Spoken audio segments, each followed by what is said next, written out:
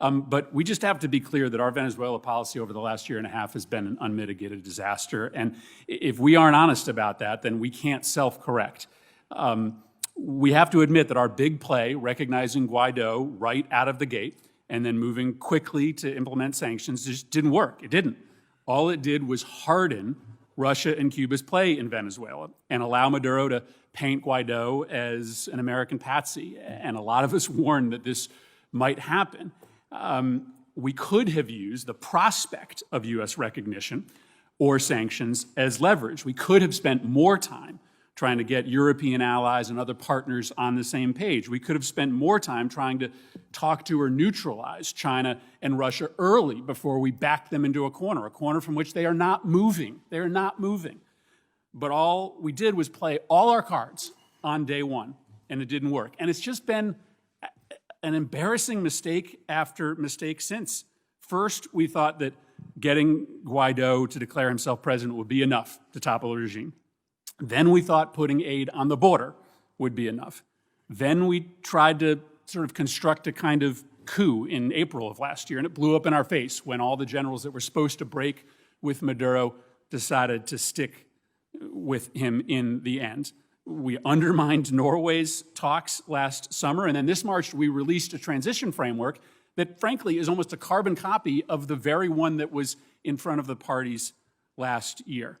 And now, after wasting all of this time, we are stuck with elections about to happen that, as we've talked about today, Guaidó and the opposition refuse to enter.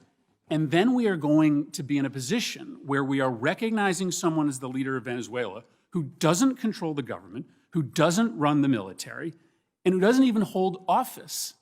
Now, we don't do this in other places. What happens if 6 months from today, someone else emerges as a more legitimate voice for the opposition than Juan Guaidó? What criteria do we use to recognize someone new, or is Juan Guaidó going to be the recognized leader of Venezuela permanently, no matter how conditions change on the ground? I think the situation with Guaidó is unique because he is the president of the National Assembly. They're going to have a corrupt election now, which no one, I think, no democratic country is going to recognize. And that corrupt election, that fraud, is not going to change Guaidó's status. And I don't think you'll find anybody in the opposition leadership who will claim otherwise. Also, I'd just like to say, Senator, that was not a vote. That was not the vote of confidence in the policy that I would have liked.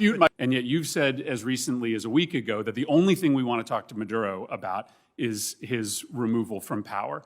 Are we open, the United States of America, to a discussion with Maduro in which he stays in power as a transition to an election that is actually free and fair? Because frankly, even if he's not in power, there's no guarantee that his allies couldn't rig an election. So why aren't we open to that as a possible path forward? Because we do not believe that a free election in Venezuela is possible with Maduro in power, in control of the army, in control of the police, in control of the colectivo gangs, with 2,000 or 3,000 Cuban intelligence agents. We do not see that that is a possibility of a free election.